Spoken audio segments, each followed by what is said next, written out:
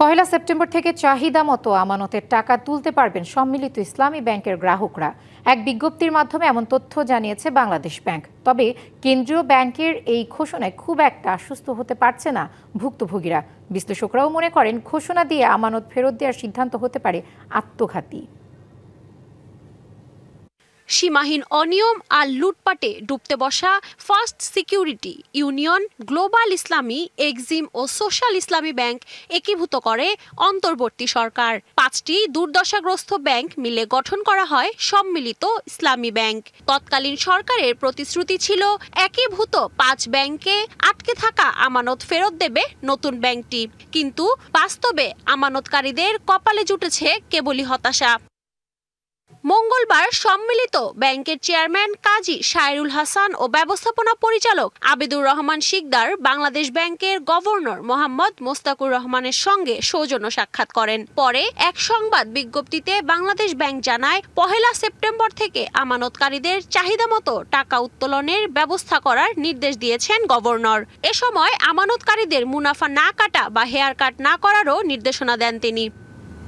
তবে কেন্দ্রীয় ব্যাংকের এমন ঘোষণাতেও আশ্বস্ত নন ভুক্তভোগীরা। প্রয়োজনের জন্য টাকা পাই না, বাবাকে ট্রিটমেন্ট করাইতে যাব তখন যেও টাকা পাইনি। আমানতের টাকাটা আমি পুরোটা তুলতে পারছি, পুরোটা তুলতে পারবো। এটা আসলে একজন গ্রাহক হিসেবে আমার মনে হয় আমার জন্য খুব ভালো হবে। মানুষের যে মূল আমানত সেটা ব্যাংকে রাখার পর যদি ব্যাংক থেকে নির্দিষ্ট বা তার প্রয়োজনে না পায়, সেটা তো মানুষের জন্য বড় ধরনের একটা ভোগান্তি।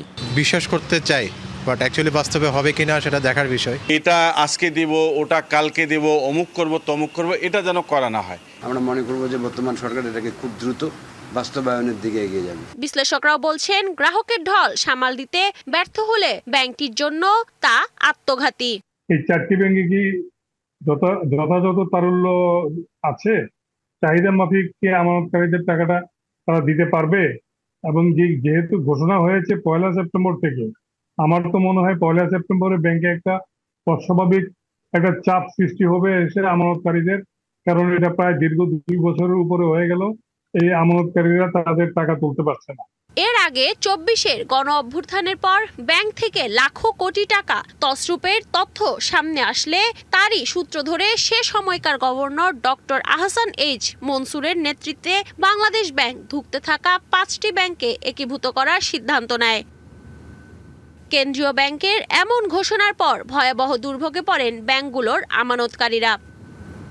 Lamia Hossain, DBC news, Dhaka.